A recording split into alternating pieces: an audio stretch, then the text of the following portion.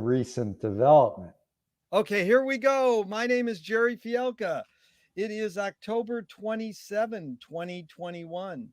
It's an honor and a pleasure to be here with Jeff Cohen. Jeff, thank you so much. Where are you calling in from? Woodstock, New York. Oh, how cool. First question is, what's the best thing for a human being? Love. Oh my God. I interviewed George Carlin's daughter yesterday and she said that. I like that answer. That is a good answer. And wait, was that Kelly? Yeah. Yeah. Yeah, I read Kelly's book. I think I met her once or twice. Yeah, wonderful person. And so, what's your favorite form of information? How it comes into you? I love reading magazines, um, but I also watch a lot of TV news more than I should. That can be quite depressing. And of course, like most people nowadays, I live on the internet Well, we'll get back to reading in a second. Why do you think humans collect or gather information? to survive, um, to improve themselves, to connect with others. Uh, that's the That's good. beginnings. Yeah, That's good. Do you think this need or want to collect information is more innate or more invented? innate. Yeah. I'm assuming from the beginning of our species, and I'm not an anthropologist, or uh, I'm assuming from the very beginning it was in us that you needed to collect information for survival. And then later, as we evolved, the millennia, I'm sure, as I began with the word love, you communicate and collect information to try to make a connection with another human being. Yes, very good. I have to tell you, Norman Klein, interesting character. I says, "What's your favorite form of information?" He said, "Honest." Uh, So that's you put good. it in the adjective. Everybody puts it in a noun way, Right. and Yeah, I let like that. I like that adjective. Candid, frank yeah, would be good ones. Um, but I mean, I've been thinking a lot. I'm in the area of the media, and I've been thinking a lot lately about how much I enjoy having a magazine in my hand.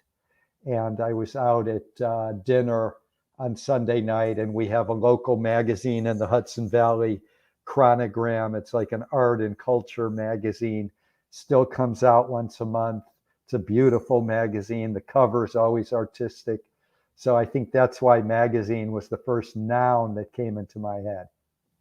no, I really like it, and I want to stay on thinking. We'll get back to reading, but you brought up the word thinking. Do thoughts create emotions? Yes, of course. Um, and vice versa. But of course, your thoughts, everyone knows this in the field of holistic health, how negative thoughts and bad thoughts can lead to dis-ease, can lead to illness, or can accentuate illness, or can elongate illness. So, yeah, Is thinking more innate or more invented? I'm assuming innate. Again, I'm not an anthropologist. Uh, I believe it's one of those things, and I don't want to get too much into speciesism, but I think it's one of the things that separates humans from others is the ability, the thinking, and the logic. Um, I think it's fairly innate. Yeah. Yeah, some of these questions you could say, "Oh, that's a neurologist or anthropologist," but Right, it's mainly what I'm after is your hunch, what you right. get. So you get it really well. Fill in the blank, Jeff. I don't know what I think until I Study. nice. You know where I got that is McLuhan says, "I don't know what I think until I say it." Joan Uh, Didion said, "I don't know what I think until I write it. Guy last week says, I don't know what I think until I'm drunk. That's funny. Yeah, It is. all of those are good answers. But I'm a journalist. I've written books, and you know, and I used to go on television every week on mainstream TV news. And if I hadn't done my homework, I'd feel like all the other idiots that are on TV who don't do their homework. Yeah. And I was very different than the typical television pundit because if we were given a couple topics, I would study. And the others are so busy talking and they're making so much money talking. You wonder if they ever have a chance to actually study an issue. Jeff, I love that answer, man. Yeah, That's what I've done my whole life is study. yeah, It's an amazing thing that's available to all of us, but you know, academia has sort of hijacked it in a way that, right. anybody can study, and Well, and can remember, yeah, I'm not coming from an academic background, even though I spent 10 years as a professor. I was an endowed chair at Ithaca College, but I'm a college dropout. wow, Um, I didn't know I that. uh, I dropped out of college, University of Michigan, after a few weeks. I went back. I dropped out again, and I always believed I was learning more and reading the stuff I wanted to learn more as soon as I had dropped out. Beautiful. That's totally McLuhan's book, City is Classroom. But we're Right. going to get back to more to that. Let's stay on this thinking theme for a couple seconds more. Can humans think without language?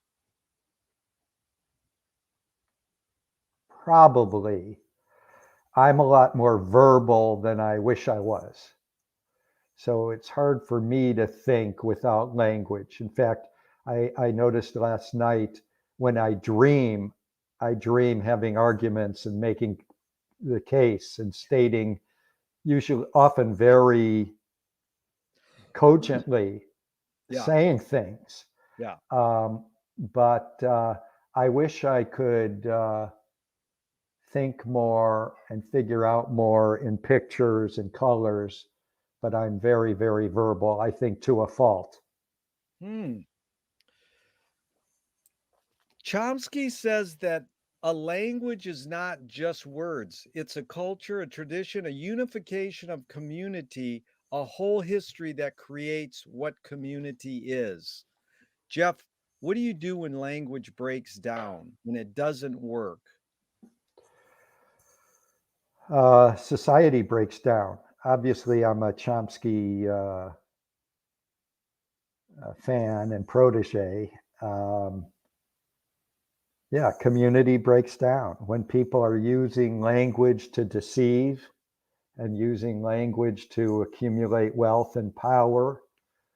The community breaks down, the culture breaks down. I think it really just sort of describes where we are today, I'm afraid.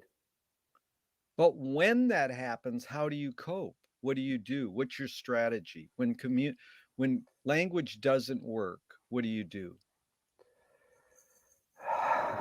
Well, I wish I had the answer because I'm so pessimistic about the state of our culture and our society and our politics because language is so misused.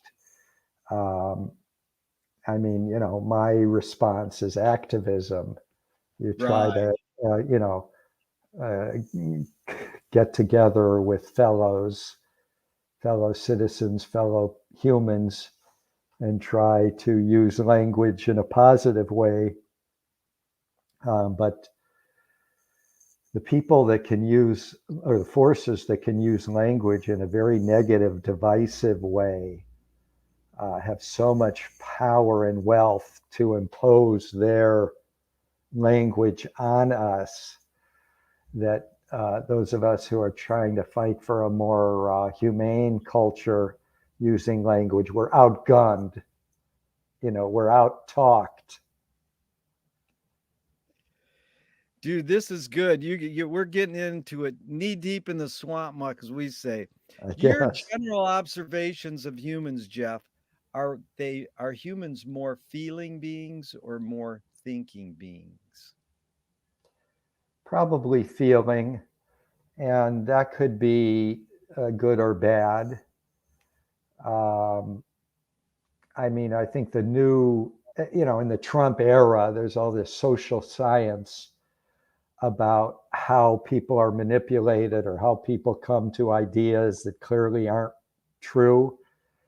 And a lot of the academic research suggests it's because people are not like thinking, they're not using logic. They're easily preyed upon by those trying to create emotions of fear and hatred and jealousy and what have you. So yeah, that would be my answer there. A lot of what I believe about the world and about humans has really been uh, shaken up by the last 4 or 5 years of human existence, which I feel has been a very dangerous era. Yeah. These are two questions from Alan Turing, 1950. Is thinking a function of the soul?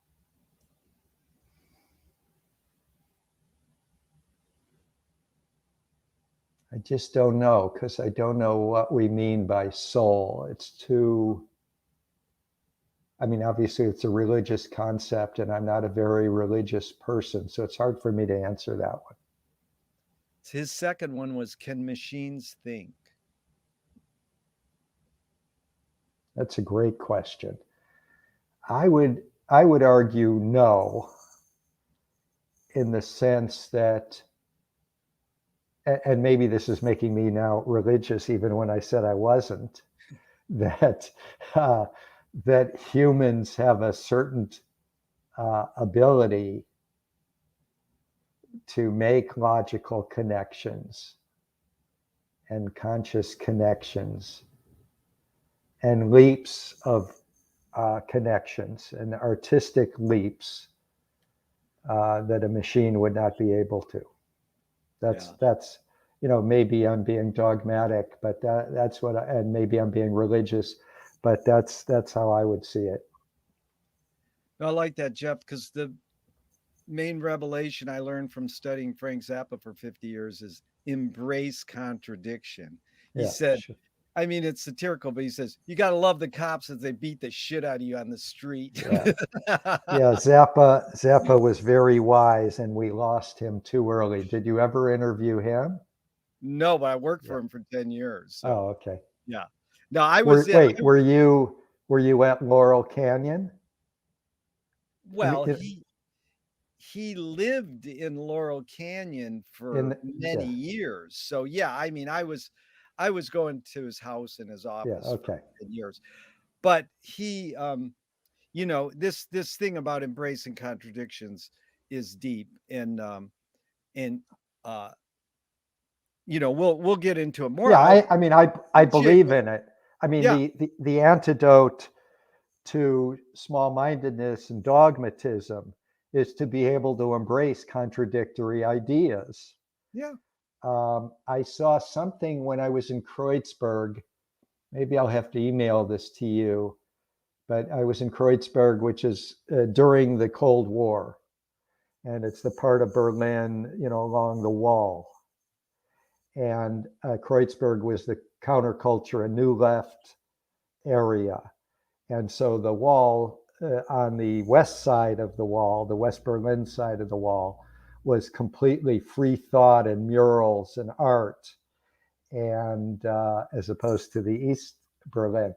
And I saw I'll have to dig it up. It's a Huxley quote, something like fanaticism consists of redoubling your effort when you've forgotten your goal, or something. Yeah. And That's pretty good. yeah, I'll get it for you word for word. And I saw it on the Berlin Wall on the western side, on the West Berlin side in Kreuzberg. But I do believe people get into trouble if they can't, as Zappa was suggesting, entertain two contradictory ideas. Uh, yeah, Yeah. yeah. I mean, and that, in politics, it's especially deadly. Like when the United States, which has no moral grounding to be preaching to other countries about how they should be, given all the human rights abuses every day in our culture, the country that has more people behind bars than any country, I think, ever in history. But we're always preaching about human rights. So one can criticize US preaching about human rights without apologizing for the country that is actually violating human rights as well. Yeah. Right. And you have this in politics, especially this inability to hold both of those ideas, that the US has no moral justification for preaching. And on the other hand, that other country is fucked up human rights wise. Both Yeah. things can be true. Yeah. That's, salute to more Saul, but one of his great peers was Dick Gregory, and he says, "Why do we try to force democracy on other countries? It don't even work here." Yeah. Dick Gregory. Did you ever interview Dick Gregory? He's No, amazing. no, Yeah. those both of them Yeah. I really wanted. I met him a couple times. Just great. Yeah, yeah. Jeff, do you more pursue happiness or more pursue meaning? I think happiness is more important. Obviously, if you have a better understanding of meaning and what the world's about, it might help you. But I, especially in my older years, and I'm in my late 60s, um, pursuing happiness has been paramount. Does the brain more detect consciousness or create consciousness? Just your hunch. Is consciousness there bubbling away and we're detecting it, or are we creating it? Don't know. I could argue both ways. I just don't know. Yeah. What's faster, speed of light or speed of thought? That's fascinating. I just don't know. That's a great question. Does someone profound have an answer for that? Someone famous?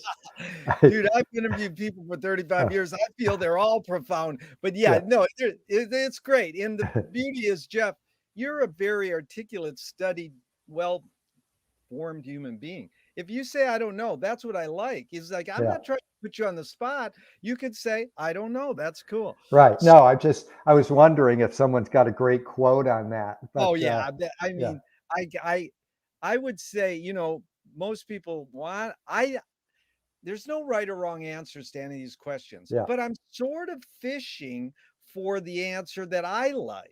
But right. it doesn't matter. And so I like when they say speed of thought because Right. I think, but the But physics what kind could be faster than the speed of light is the issue. yeah, That's a conundrum. yeah. Yeah. Then there's some people, I'll tell you the best answer I ever got was, it doesn't matter. Yeah. Yeah. Right. um, You can't dismantle the master's house using the master's tools. That's Audre Lorde, the poet. Right. Yvonne Rainer responded, you can if you expose the tools. What new tool do you suggest? I don't know if I have a new tool, but I've never liked that quote from Audre Lorde, who I love. But Yeah, I don't buy that quote. I mean, the master's tools, if you're talking about slavery or capitalism, the master's tools include language, books. You have to use the master's tools. Uh, Marx talked about the capitalists creating shovels that would lead to they create what will lead to their overthrow. Uh, I believe you have to use all of the moral tools in your toolbox to transform the world and make it better. it's beautiful. And it's funny because your earlier comments help resonate these thoughts for me, George Lakoff. He says, in order to occupy work, you got to use the old tools and invent new ones. So the kids sort of invented live TV shows. Like we're on a live TV show right now. Right. And they said, we don't even need no studio. We can take our little cigarette pocket camera TV studio and shoot this stuff live. So, I mean, it wasn't that new, but it was breaking it. Yeah, I'll tell you, yeah, in terms of live television, a real eye opener for me. I marched in a lot of the anti-capitalist, anti-corporate globalization marches, beginning in the late 90s. And the technology wasn't quite there. And I kept thinking, well, I am marching with all these kids that are like 40, 50 years younger than me. And then when we got to Occupy Wall Street era, which I guess, 2011, 2012, every time you'd go and participate in a demonstration, every other protester is recording it as they protest. Yeah. It just blew me away. And not That just recording, they're broadcasting it Yes, live on Facebook. yeah, Yeah. and streaming it and or editing it and getting it up within an Yeah. hour to everyone else. It is an Yeah. amazing thing, and it was odd for me to see. Usually, when I was a kid, you're marching around and your fist is in the air, or you're holding a placard. Their hands in the air because they're holding the camera. What do you worry about when you go to bed at night?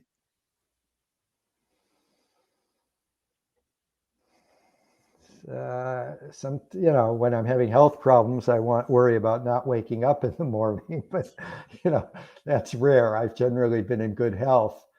I know to sleep well, the one thing you can't worry about is what you're going to do tomorrow. Nice. The people that are always thinking about tomorrow, what they're going to do with the day, never can get to sleep. What do I worry about?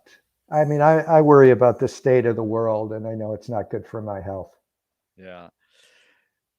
Are you more afraid of old ideas or new ideas? Well, old ideas have killed and maimed and injured and undermined the confidence of so many millions of people throughout the millennia that I'd like to think that I welcome new ideas. But I mean, it reminds me of this old ideas, new ideas. I used to hang out with this guy in Texas named Penn Jones, and he was one of these JFK assassination sleuths. In fact, he's the one who pioneered on this idea that all these witnesses were being killed. He had the first couple dozen. Right. So I remember hanging out with Penn Jones, and somehow the subject of UFOs came up and extraterrestrial beings. And he said something to me that I've never forgotten, and it's been truer and truer in recent years. He said, I used to worry about UFOs and that extraterrestrials would come down from some other planet. Now I realize things are so screwed up. I want them to come down and save us. That is good. Yeah. So McLuhan learned from Ezra Pound that artists are the antenna of the race. They're broadcasting and detecting the hidden psychic effects of our inventions. So we don't really know how cell phones have changed us. We want to survey, and study, but there's other psychic, just like cars. We don't know really. We just embrace cars, and we don't know how it really changes.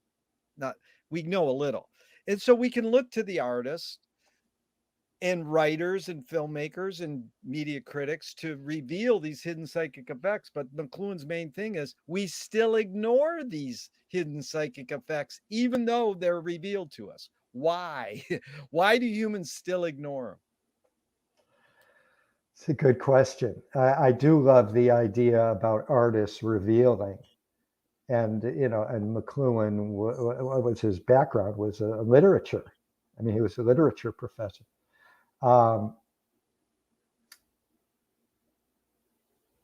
I mean, there's a lot of denial, and people, uh, sometimes people fear new revelations because sometimes those revelations might be dangerous or uh, causing us some pain and fears. So that Yeah. might be why. Yeah. Can you conjure up your earliest memory ever or one of them?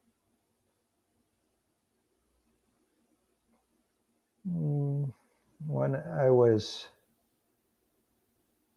first taken to kindergarten, I threw a fit and temper tantrum because I didn't want to leave my mom and go to school. That was intense, but that would have been 4.5, 5. That's the most intense early memory I have. Also, crying when my mom went off to go bowling. And later I became a parent. So that must have been 3 or 4 years old. And I remember throwing a tantrum because she was going bowling. And then when I became a parent, a father, um, and thought back on that, I was just, I felt so awful that I would have caused my mom so much guilt. I probably ruined her. I mean, what an awful thing to do when your mom, who's done nothing but wait on you and raise you, and she wants to take 2 hours away and go bowling. And I remember throwing a fit. So I was probably 3 or 4. That's probably my earliest memory of something intense. Jeff, is memory more a curse or more a blessing? A blessing. Yeah. If you don't have uh, memories, it's like the issue of history. If you don't understand history, you don't understand uh, where you came from, where your mind came from, where your earliest thoughts came from. It's sort of hard to improve. Yeah. Tell me an early role model, someone within your immediate family and then outside your immediate family, just briefly. What was the impact? What did you get from them?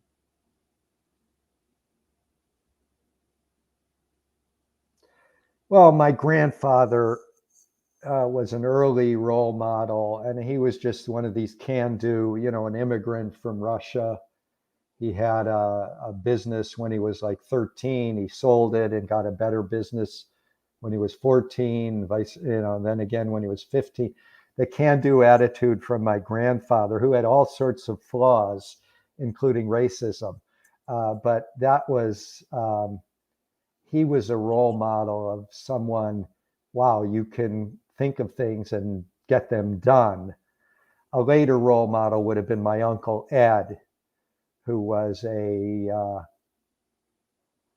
progressive, a radical his whole life. And because of the fear of being blacklisted, he was a city worker in Detroit in the late 40s, early 50s. He had to leave his job and start creating a business. And he became a concert promoter and then a theater promoter and a movie theater owner. And he always impressed me that even when he became well off, he never abandoned his progressive views, his concerns about working class people. He was always a role model. He came later than my grandfather. That was good. Really well done and articulate and concise. Outside your immediate family, someone who made an impact on you, and what was that impact? Chomsky. Yeah. There's no So, one. I've written about this. I wrote a column once, and it's interesting why I wrote the column. It was an appreciation of Chomsky. And it was because a lot of people that I knew that it really had an impact on me, they would die. Studs Terkel was one. yeah. And these people really impacted me. And then when they would die, I would write this glowing thing about what they meant to me. Yeah. And after a couple people had died, I said, I'm not going to wait till Chomsky dies. I want to No. let him know what he meant to me. So I wrote this column. It was in Huffington Post and Common Dreams and probably 15 different websites. So Chomsky, I first heard him speak. I started reading him about the Vietnam War, and he's, of course, an expert on language and the misuse of language to promote the Vietnam War, and how the warmongers and the media would talk about strategic hamlets, which were really concentration camps, and free fire zones, which were massacre, uh, and all of the sanitized language about the Vietnam War. So I started reading that when I was 17. I heard him speak after I dropped out of college after 3 weeks when I was 17. I went to Boston and heard him speak. And then after I started FAIR, I invited him to be on the advisory board, and that's when we became close and friends. And I've been in touch with him ever since. So that was from 1986 till today. Beautiful, Jeff. That's so well done. And a friend of mine goes to a class on Zoom with Chomsky now. Yeah. I mean, Well, guys, it was an honor.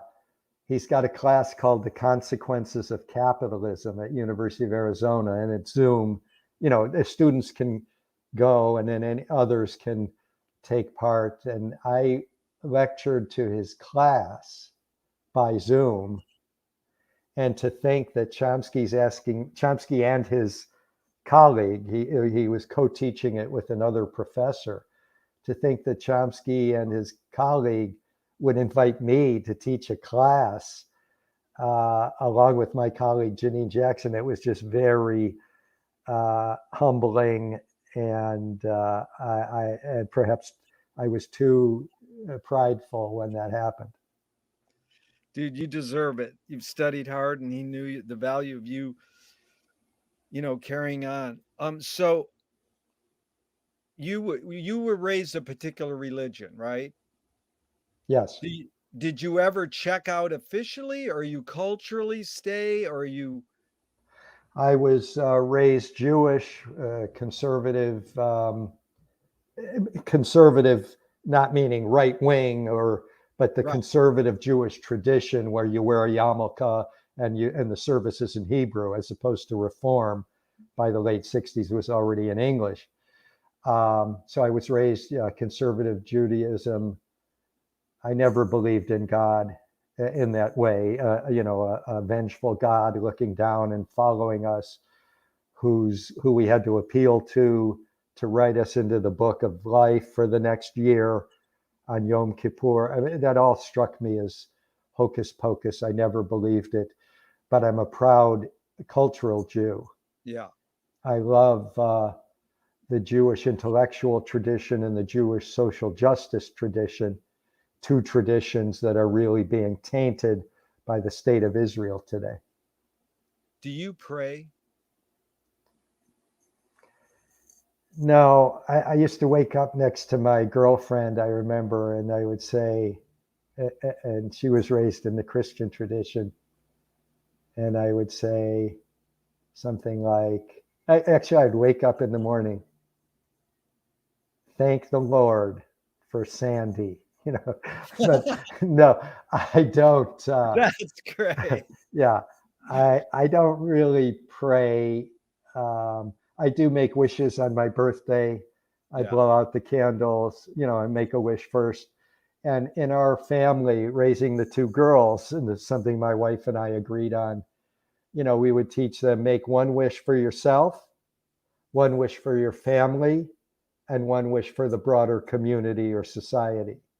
So, Nice. that's how I make up my birthday wish, is always threefold. It's beautiful. And so It, if it God may does, be, you may think it's beautiful. I'm afraid we're boring our audience, but we will oh see. no, Yeah. look at I don't care about the audience. You and I are just talking. that's it. Yeah. Actually, you anticipated a question coming up, but uh, if God does exist, what would you like God to say to you after you die? Welcome to heaven.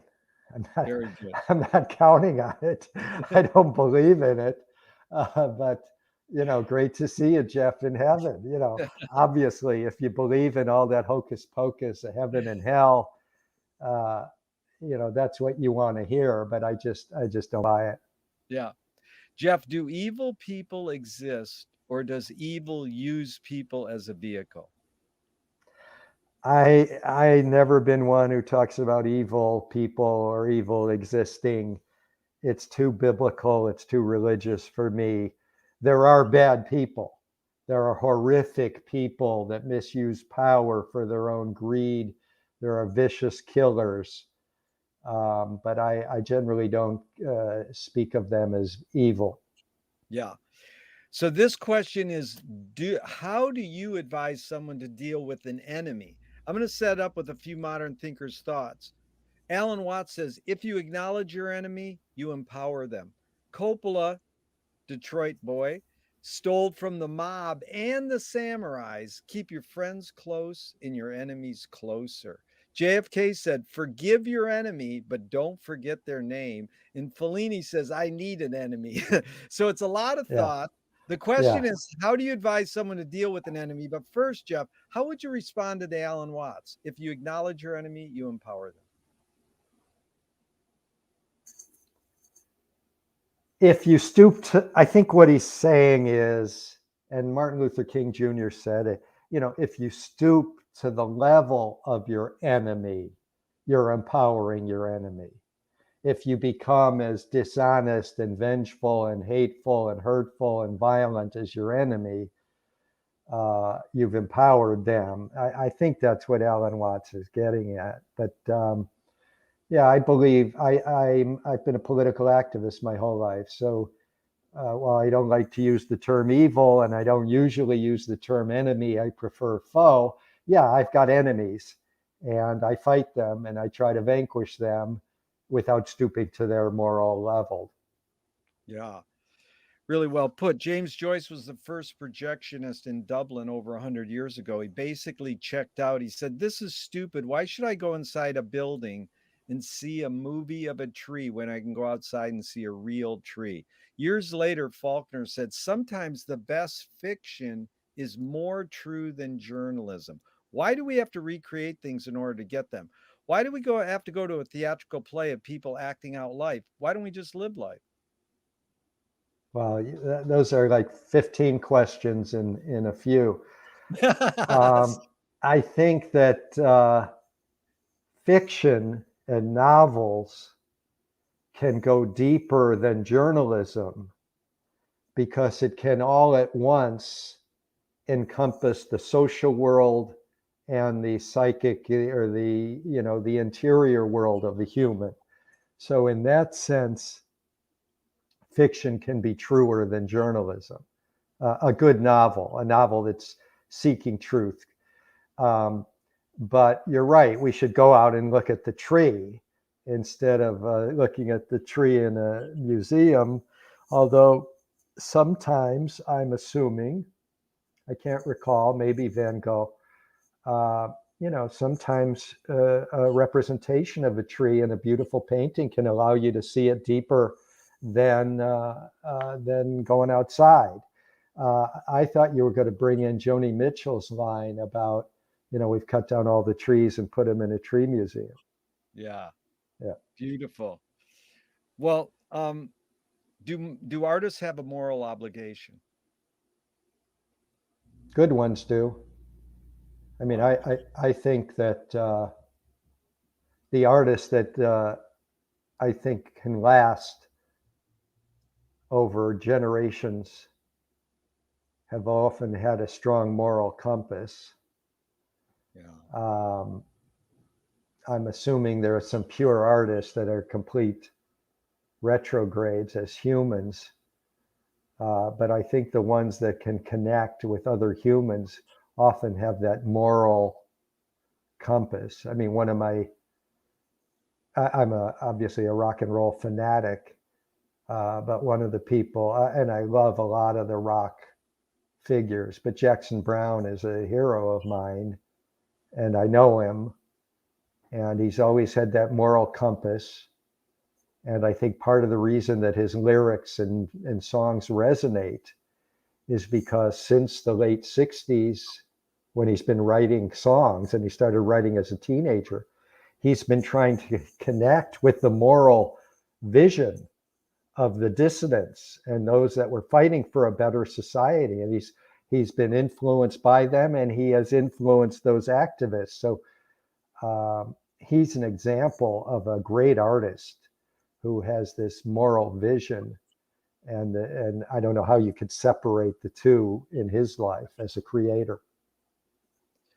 Thanks, Jeff. And Lewis Hines published photos of child labor in newspapers. That's printed matter. Upton Sinclair wrote The Jungle, printed matter. They've both been credited for being the tipping point to change laws.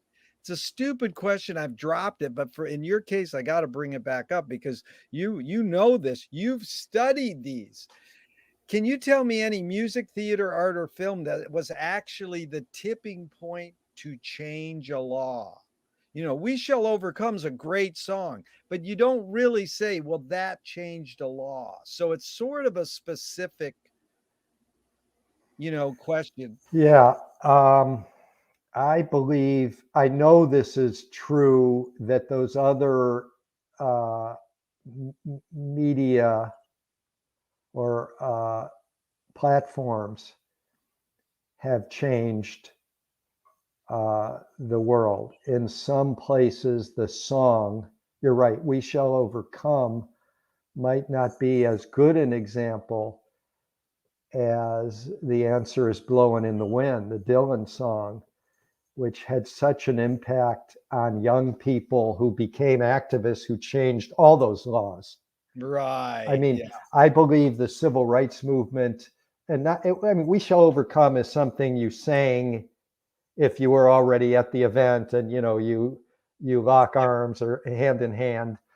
But I think some of Dylan's songs, the times they are changing, uh, and certainly Blowing in the Wind. Masters of War.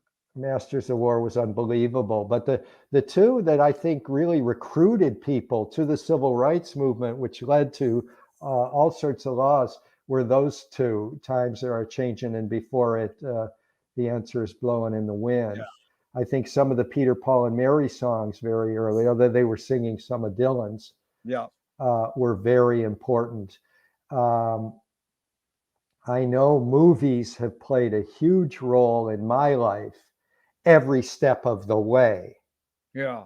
So, and I've been an activist since I was 17.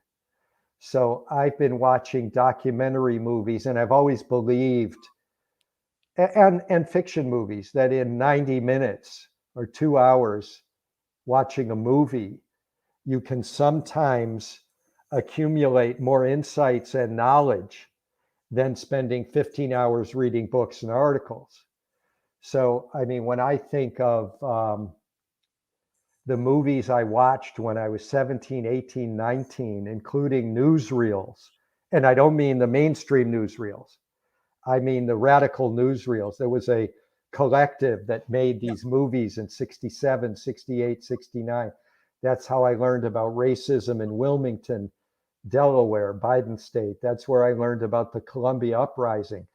So I believe it's a mistake to say only print Yeah. has changed the world. I think all these Yeah. other platforms and media, types of media, have changed the world just as well. Yeah. Yeah. I know it changed the world. Like Van Dyke Park said, the International, when I asked him, it's good. Yeah. And there's specifics, like people say Thin Blue Line changed a court case. Yeah. But it's it's Well, so and keep in mind, another songwriter who changed the world was Joe Hill. yeah, there you go. And Joe Hill, when the socialists and the union people would go to the center of town and start talking, they would immediately be arrested. Yeah. But the people proselytizing for Christ, like the Salvation Army, they could talk and talk and talk in that same square. So Joe Hill was brilliant at taking the tunes of Christian songs Yeah. and putting socialist and pro-union lyrics to popular songs or Christian songs that everyone knew the tune. And these, his songbook was, well, that would be printed, but his songbook was sent all over the nation and Canada. Yeah. And people were singing the songs as a form of communication and organizing. If you talk to civil rights activists, I'm sure you have, they would have said without the songs, we didn't have as much of a movement. It was intrinsic to the movement. But in terms of something that changed, I think the early Dylan songs would be two examples. No, it's good. And just another tangent really quick is Battle of Algiers. I Of mean, course. this film was used as a training film by George Bush and a training film by the Black Panthers. So there you got the spans of what great docs do. They don't have an agenda necessarily. They say, here's the picture, you decide. Well, here's another example. Because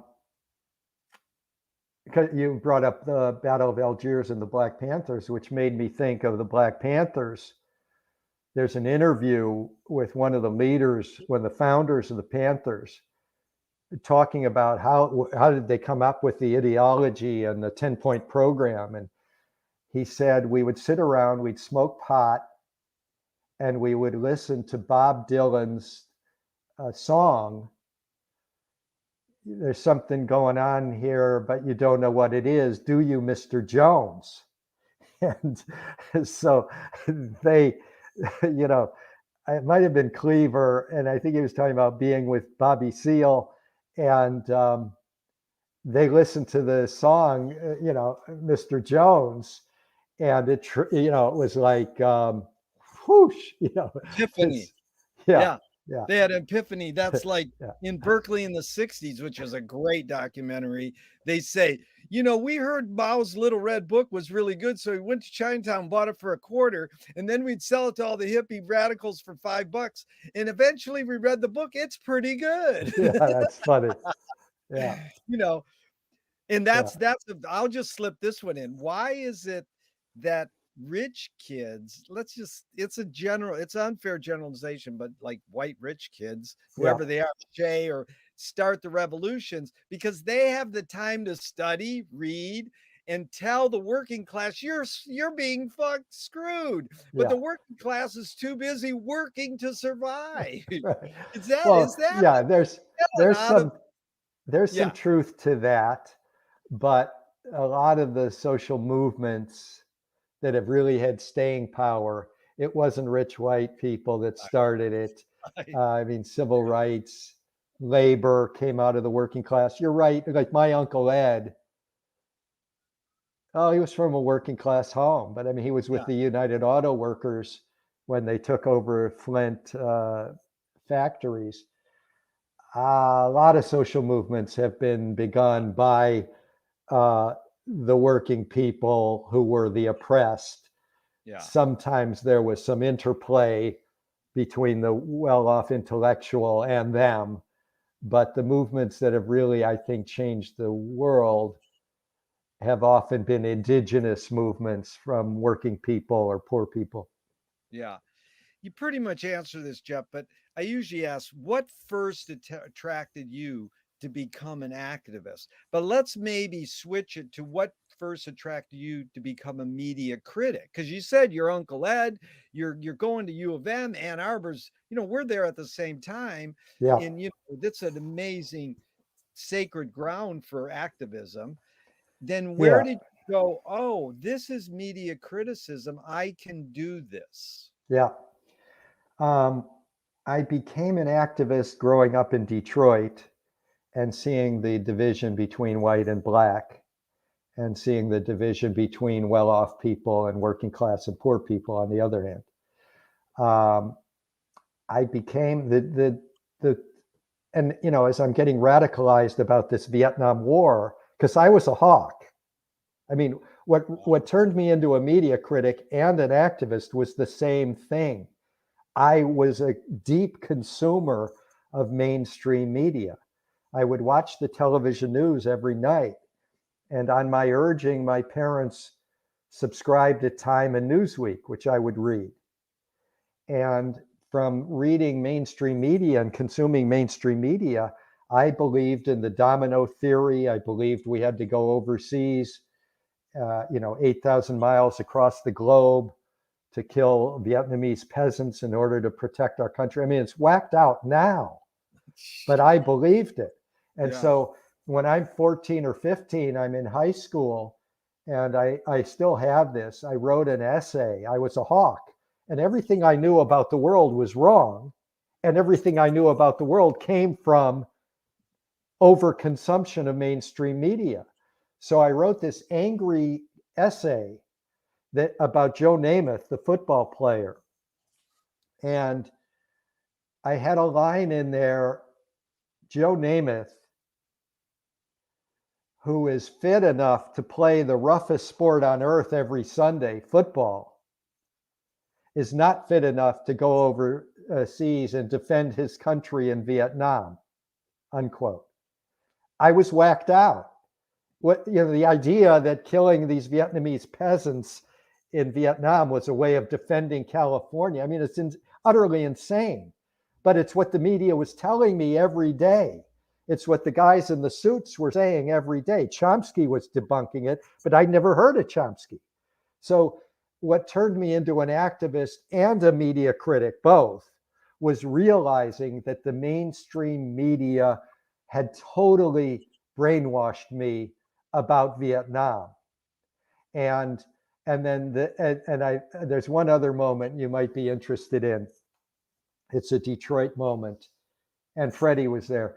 The Vietnam Veterans Against the War in about 1970 had these hearings where they testified to what they had witnessed and what they had done. They called the Winter Soldier hearings. Yes. And you're watching people up in this stage just pouring their hearts out about rapes and murders and killing kids and things they'd witnessed or done. And in the middle of it, in a panel that I believe it might have been about, what's wrong with the media, the television crew from a mainstream television channel had come and set up their equipment. Now, back in 1970, television was so primitive. You'd have to set up the lights and then put the camera on a tripod. And they made a lot of noise, created a lot of racket. And during some of the most emotional testimony, they decide they've only been there a few minutes. They pack up and they're making this racket. And I see a room full of Vietnam veterans booing the mainstream media. And it was as they're packing up.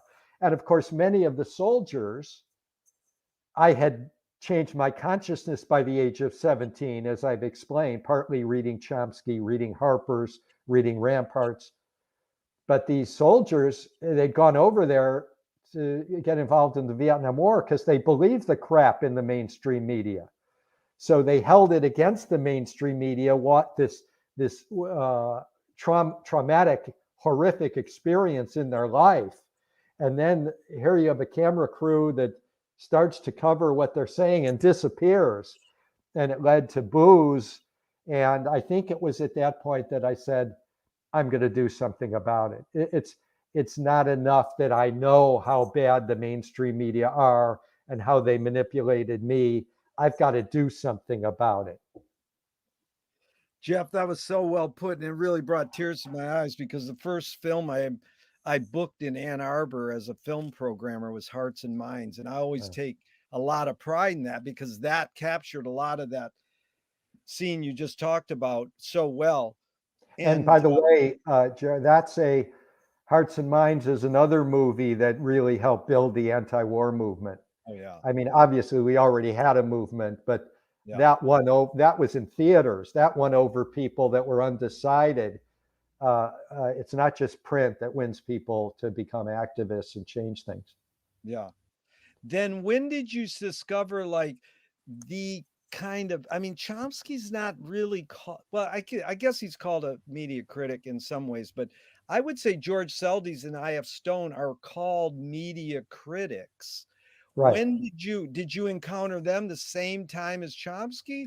Or Yeah, a little bit after. I've written about this because I created at Ithaca College an award for independent media that I named the Izzy Award after I.F. Stone, Izzy Stone.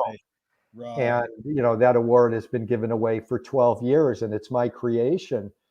Um, the idea being there's a Tony Award, there's a Grammy Award, there's an Emmy Award, and now there's an Izzy Award. yeah. But the first time I encountered Izzy Stone was on a bus. I think it was from Ann Arbor to DC for an anti-war protest, and people were passing it around. I'd never heard of it, and it blew me away. So I knew about Izzy Stone from about 1969, 1970. I was 17, 18 years old. And then I did not learn about Seldes until years later, when we started Fairs magazine, Extra, our newsletter. And that's when we learned that the original newsletter of media criticism was called In Fact, started by George Seldes in 1940. And I ended up going to the memorial when George Seldes died, at the age, I want to say 103 or 104. Oh yeah, he lived long. Yeah. And so I went up to Vermont. It was only a 2-3 hour drive from my home in Woodstock. And I was there at the memorial. And there was a great, all these friends of Seldes were reminiscing. And, I'm a believer, I'm not a prohibitionist. I know a lot of people have drug and alcohol problems and addictions that's serious, and they need help and they need our help and support. But I've never been a prohibitionist because I know that these substances can also be positive. And I heard this funny story at the George Seldes Memorial, and he lived to be, I believe, 104. And there's a great movie about him, a great documentary called Tell the Truth and Run, George Seldes and the American Press. And in that movie, he's interviewed and he's about 97. He's completely coherent. So it was said at that memorial that what Seldes and his wife did every day, when everyone else is freaking out at 4 or 5, because that's when the deadlines are, every single day, no matter what, and they were both journalists and they were both writers and authors, no matter what, they would take a martini break at like 5 in the evening. And I've spread that story to everyone I could. And, I'm not much of a drinker. I'm more from the pot generation. But I just think it's such a wonderful story that it was a way of sort of decompressing when everyone else is getting, building toward heart disease and what have you, and stress and disease and deadline pressure. And no matter what, they took that martini break. I think it's such a cool story. It's a great story and it's a great film. It's the film that turned me on to Seldes. Yeah. And he's just, when I says, how do I not know about this? Right. Thank God for that. And he had an assistant editor who's interviewed in that movie. And it was the first time I ever went to a meeting at the Empire State Building. After the movie came out, I got in contact with his assistant editor, and we just had a delightful meeting in the Empire State Building about what it was like for him to be working with George Seldes. And in the movie, it's a great thing because Izzy Stone and George Seldes were very, very different in this way. Yeah. Izzy was not a screamer. He didn't like loud headlines. He liked to be able to, in an understated way, through logic and documentation, convince you of his point of view. Seldes was a screamer, and the headlines and the leads were, this is the worst fascist step forward for the U.S. ruling class. And in that movie, this assistant editor said that mostly what he did was he took out the worst, the best, the most grave. He just had to take out some of the superlatives, and then the sell this argument was more persuasive. Well done, Jeff. That was super. And so, a screenwriting teacher at University of Michigan actually told me a great film or great art is when you can clearly see the intention of the maker. Kubrick says the opposite. Great film, great art is when you can clearly not see the intention of the maker. I'm just going to combine these two because it's pretty evident. What role does intention play in your creative process as a media critic? And Duchamp said there's no art without an audience. How much do you think of your audience when you're writing your article, your Yeah, media so both of them, yeah, yeah. intention and audience. I do believe intention is important, but as I've gained experience, I realize how much bad propaganda or bad media content or pro corporate, pro war propaganda, that's usually been the trigger. It wasn't that I said, oh, I should write it's usually I saw something in the mainstream media that motivated me. So it's, while I'm a big believer in intention, I know that in media criticism is very much reaction. You're reacting to the bias and the dishonesty or the duplicity or the deceit in the media presentation. In terms of audience, that's I'm always thinking about audience. I think I've always believed that I was very persuasive. I mean, I hear from people by the dozen over the years, hundreds and hundreds of people that told me I changed their life, that something I wrote or some lecture they heard got them on a path toward activism. And I have always believed in having the audience in mind. And you go to where you think the audience is to try to explain to them how they're being deceived and make it in language that they can understand. So I've always been one of these audience people, and I know that I was not born in a progressive household. And I sometimes would come meet like red diaper babies, people my age who were, when I was 18, 19, 25, and their parents were communists or socialists or what have you. And I feel that because I did not grow up in a radical home, but I came to it on my own in the ways I've described to you, how I believed in the Vietnam War, and then I got other information that was clearly more accurate, more in depth, and it changed me. But that it was me that did it. And I think because I was not a red diaper baby, and I'm not saying all red diaper babies are ineffective persuaders, some of them are brilliant, but a lot of the red diaper babies I knew, because they grew up in it, they weren't able to understand where the non-radicals or non-progressives were coming from, and they weren't as persuasive. So I've always put the audience first. I do it in everything I do. I rarely use the term capitalism just because it's laden with, people say, oh, this guy must be a communist or something. So I'll often talk about the corporate system. I'm very conscious of using words will that will not immediately put up uh, uh, resistance in my reader or in my listener or my viewer. And again, I'm talking as someone who is firmly on the left. I've been part of the left since I was 17. I will die as part of the US left and the international left. Um, but I was on Fox News every week for 5 years. Yeah. So I know how to speak to people that are not already in agreement with me. Yeah, Jeff, you have a great use of language doing that. And, McLuhan learned from Jacques Rouel, the French guy, that propaganda is just culture and action, and propaganda is demonized in the West, but in America, let's say, but Yeah. in Europe, so much it's not demonized. But I'm curious. Two questions I'd love to ask you, because I've listened to Janine on your radio show on Yeah. KPFK for so many years. That Monday morning, and her voice is so perfect.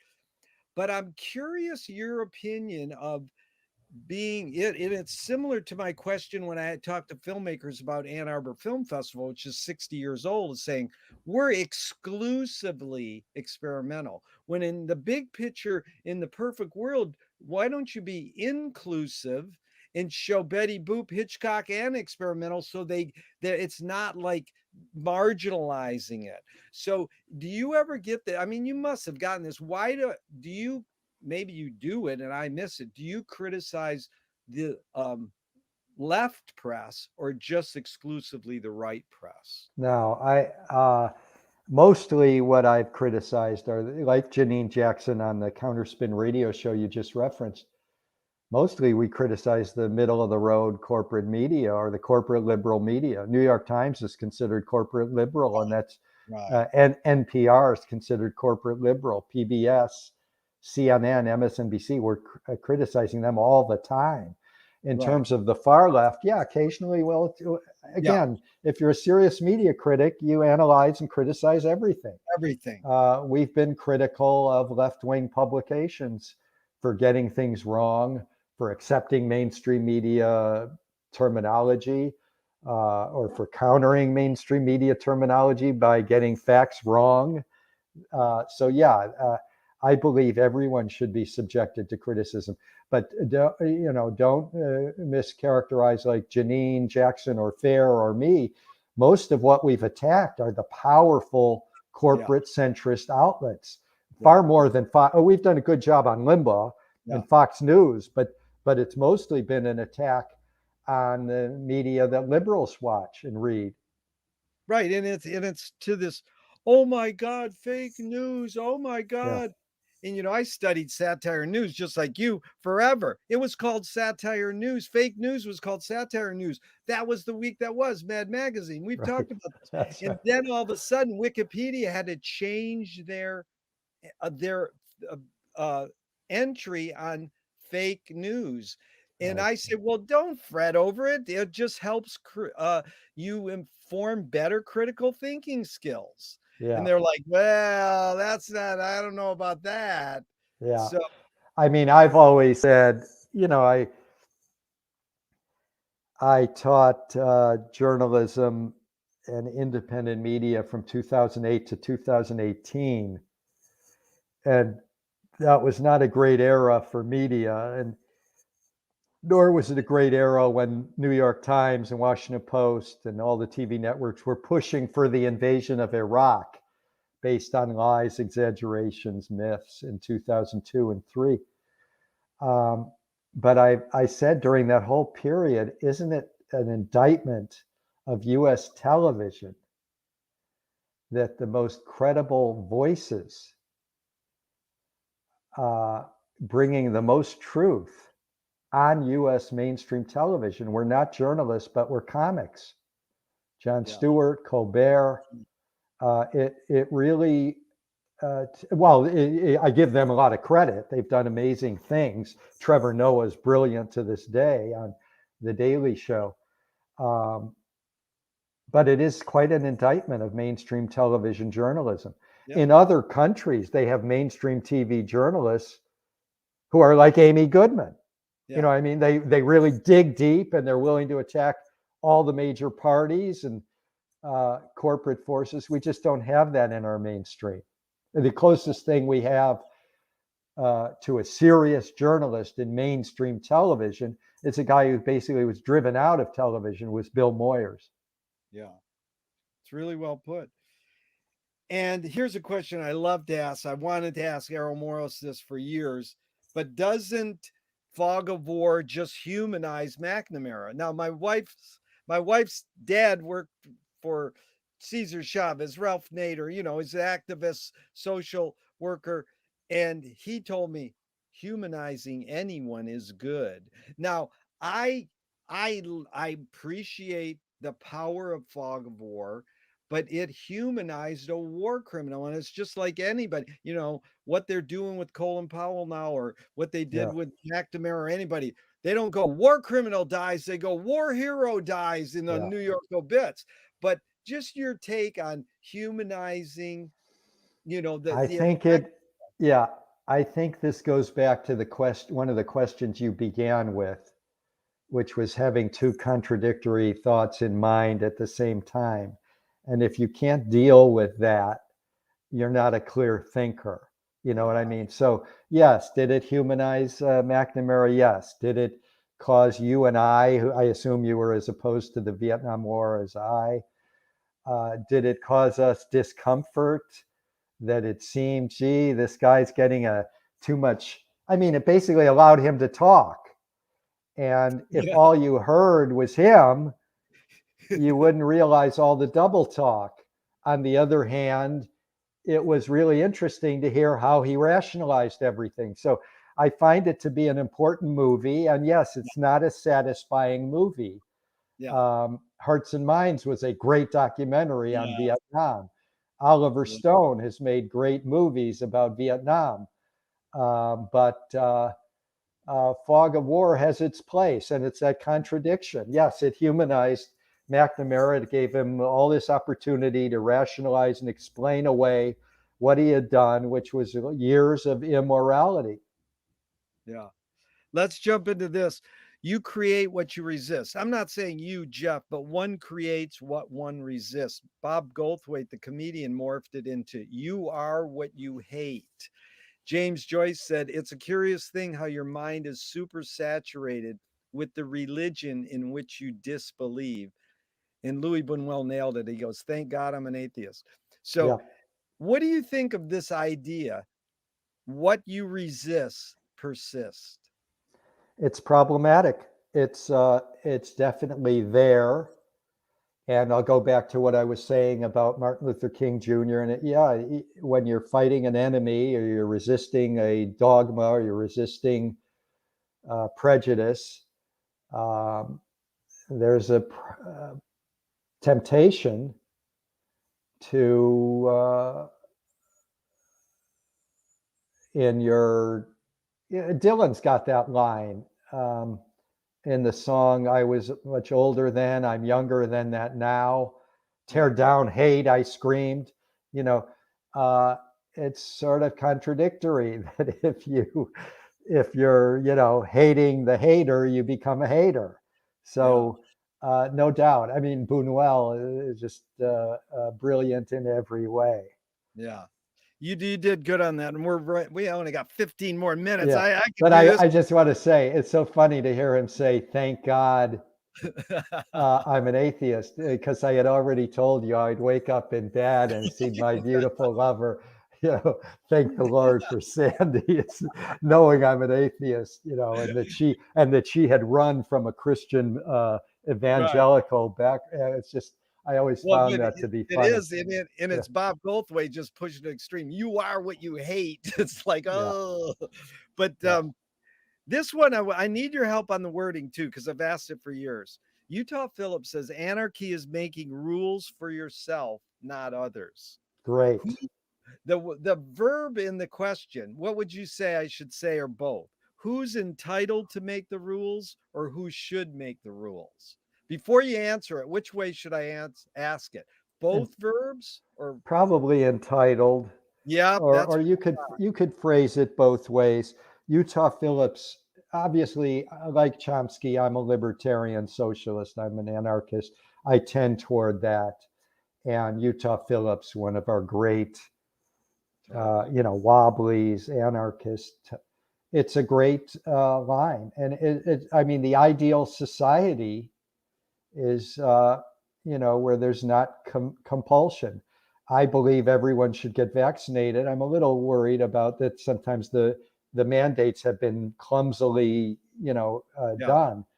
Um, so yeah, I'm one who believes that an ideal society is one where there's as little compulsion from anyone outside of yourself. That's the dream of libertarian socialism. What's the difference between rights and responsibilities? Well, you want to imbue each individual with the idea that they have these rights that they're entitled to. That to me is primary. Everyone has to, in the Southern Freedom Movement, I mean, you see people holding signs, I am a man, it was just so basic. So it's crucial that everyone across the globe, we understand it more in our society, that, it's in our Constitution, the inalienable rights that we're born with. I think social responsibility is where our society falls down, and other society, British society. Every individual should feel I'm entitled to these rights of thought and speech and action.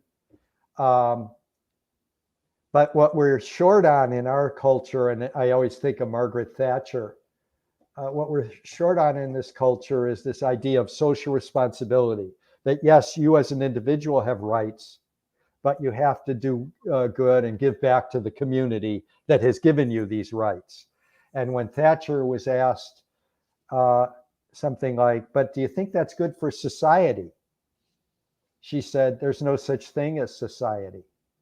We're all a bunch of individuals. That's what she was saying. There's no such thing as society. It scares the hell out of me that became the reigning ideology. That's neoliberalism. That's empower the rich and the corporations to do whatever the hell they want, and it'll somehow trickle down. But that's Thatcherism, Reaganism, and neoliberalism. There's no such thing as society. To me, that says it all. Yeah. What's the difference between revolution and rebellion? Well, to me, revolution is just more conscious. If you see yourself as a revolutionary or hopefully a nonviolent revolutionary, you're thinking step by step. Here's how we build movements. Here's how we build organizations. Here's how we build coalitions. And we get to the point where we can have some sort of transformational change or changes. Rebellion to me isn't as far-sighted. Rebellions can be quite spontaneous. Often rebellions will lead to revolutions, but to me, revolutions implies far more conscious planning and thinking, and a rebellion can sometimes just be spontaneous. Jeff, as a media critic, tell me one major element that's changed in all these years you've done it, and one major element that stayed the same. That's tough. Well, there's a couple major elements that have stayed the same. One is that the big corporations still dominate our media system. That's it's, if anything, gotten worse since I started FAIR in 1986. And the way I explain this to Chomsky's class is, you judge the health of a media system by how well does it scrutinize the most powerful forces in that society, in that country. So we, from our perspective, are always saying, wow, the Chinese media system really sucks, because the two most powerful forces in that society are the Chinese government and the Chinese Communist Party. And the media system does such a lousy job of scrutinizing those powerful players. Well, in our country, the most powerful players are giant corporations. And our media system, the mainstream media system, utterly fails in scrutinizing the most powerful forces in society. And not coincidentally, our media system is owned by those powerful corporations. And in China, those medias media outlets are owned by the Communist Party or the state. So that's the thing that has never changed. The good news, the thing that has changed, is independent media have boomed. Yeah. Independent journalistic media. I don't mean Breitbart. I don't mean, One America News. Actual journalists who work at independent outlets like Common Dreams, like The Intercept, like Democracy Now, like TheNation.com. These have a bigger audience than ever. In the era you were talking about, like George Seldes or I.F. Stone, there'd be alternative weeklies. Yeah. Now, because of the internet, every hour one can go online and get serious journalism from an independent, non-corporate perspective. No corporate owners, nor no corporate sponsors.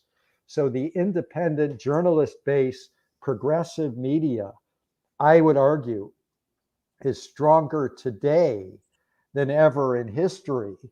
And that includes like the boom in the New Left in the late 60s, early 70s with all the underground weeklies. They came out only every week. Or the huge socialist press before World War I that Upton Sinclair wrote for, that Jack London wrote for, that Helen Keller wrote for, that Mother Jones wrote for. I mean, it was huge, but one could argue that the independent journalist-based progressive media is stronger today. Well, that's the good news. The bad news is right-wing disinformation is as big as ever, and corporate mainstream propaganda continues. Yeah.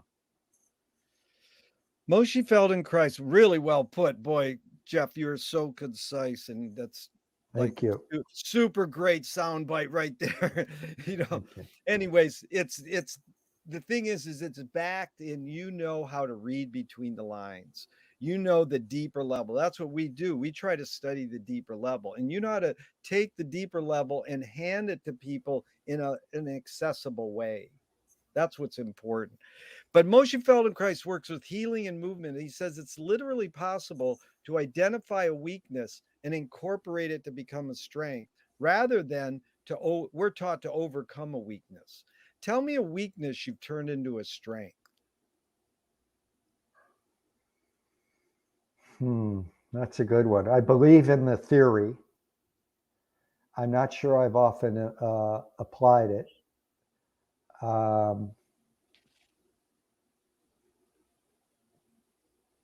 I just don't know how to answer that. I mean, a weakness is I've been in social justice movements, and I came from a middle-class white male heterosexual background. And so it's at one point a strength, but and what you were talking about earlier about social movements and how sometimes it's wealthy intellectuals that come.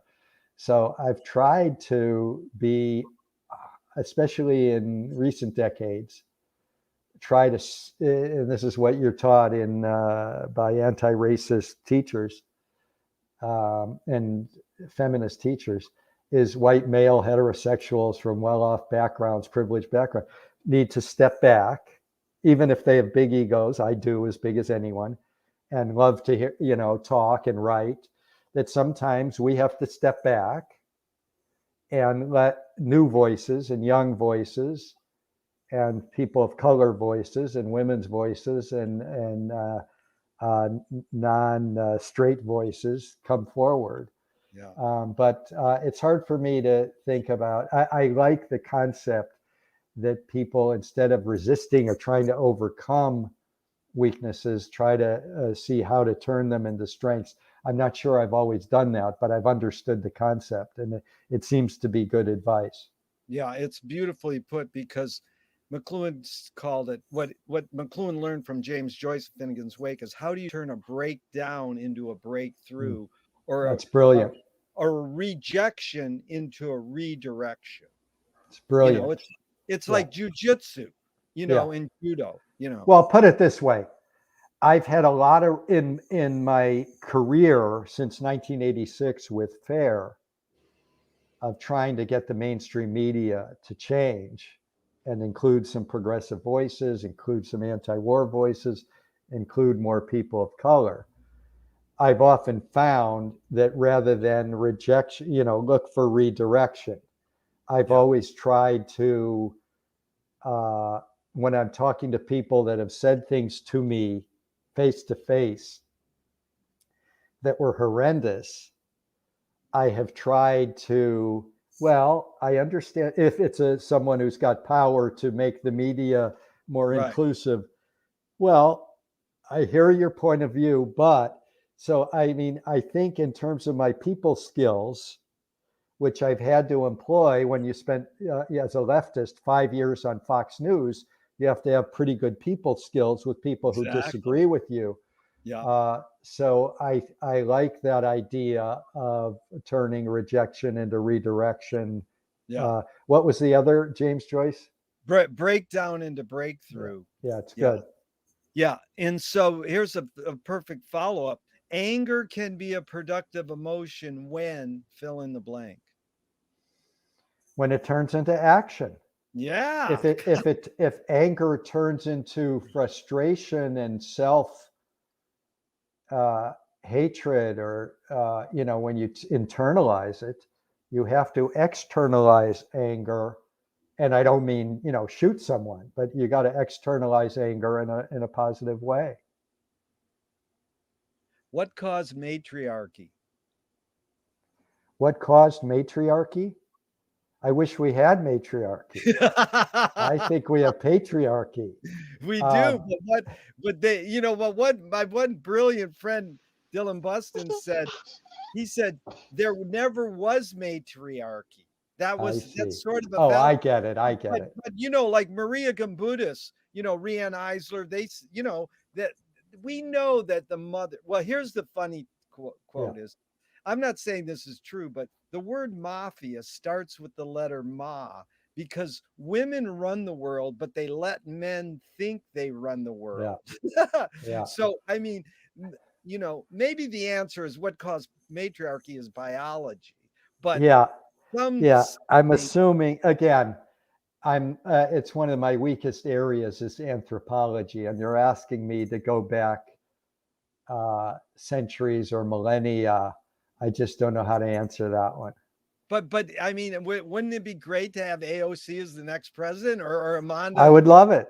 I would I mean, love AOC. I would love Pramila Jayapal from yeah, Seattle to be the next president. I would love Pramila Jayapal to be the next speaker. The problem is, and this is something, Killer Mike, the rapper, he's from Atlanta. He was a yeah, Bernie Sanders yeah, surrogate. I yeah, remember seeing him lecturing.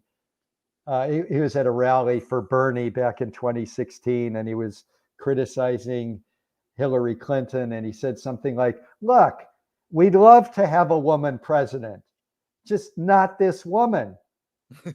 England had a woman prime minister, and it was Margaret Thatcher. And it was a great line. And I mean, unfortunately, a lot of the women that have been in roles of national power have adopted or gotten there by imitating or replicating the males who were there before they arrived. that's the female gaze theory that I'm studying right now. Yeah. So just a couple more, Jeff. This has been truly enlightening. I appreciate it. I wish it could go on forever. If you were walking down the street today and you met yourself as a 12-year-old, what would you say to your 12-year-old self? You're on the right track. How do you find peace of mind? Rock and roll, Nice. comedy, comedy, rock and Nice. roll. I mean, people say to me, and my daughters used to say it, they don't say it anymore because I think as they've gotten older, they've seen the full me. When I would hear, you're too political, everything's too political, even Freddie, you're too political. I mean, I look back at my life and I think, I don't know where that my life would have been without rock and roll, Oh, God. without comedy. I'm a film nut without movies. I was once a sports nut and I've been getting back into that. I mean, if you don't have a lot of things in your life, Yeah. so yeah, to me, rock and roll is very centering. Comedy is centering. A great movie is very centering. One of the great movies I've seen recently is the documentary, The Fantastic Fungi. Oh yeah. What a brilliant documentary. Oh, and I got one for you. You're going to cream your jeans, brother. Hearts Rebel, or Rebel Hearts, about the nuns in LA who the radical nuns, Coretta, the artist. I mean, they made this film. Is it new? It's brand new. It took them 20 years, and it's like women kicking ass. Yeah, I'd love to see it. Oh, it is. And I co-produce documentaries. I know you do. Our next one is going to be about McLuhan. I know. Yeah. We need to talk about that. So Yeah. just a couple more to finalize here, Jeff. What's the healthiest cultural, impactful shift you see developing today? Young people. Young people speaking out against racism, young people speaking out for their future and against climate. I had this conversation with Chomsky right before COVID hit. I was in Arizona, and I said, and you know how conscious he is of climate, and you know why he says the Republican Party is the most dangerous organization on earth because of their climate denialism. And so I said to him, imagine if we didn't have this ticking time bomb of climate and the climate catastrophe, and we could look around the country and look around the world and see what young people believe, young people across the board, whether they go to Harvard or they're working class young people. You know, every poll shows people under 35 are more favorable towards socialism than capitalism. They're the most anti-racist generation. They're the most anti-sexist, the most pro-gay rights generation.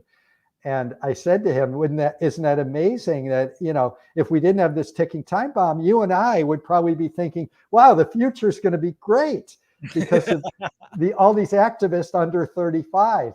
And of course, Chomsky always has the yes, but.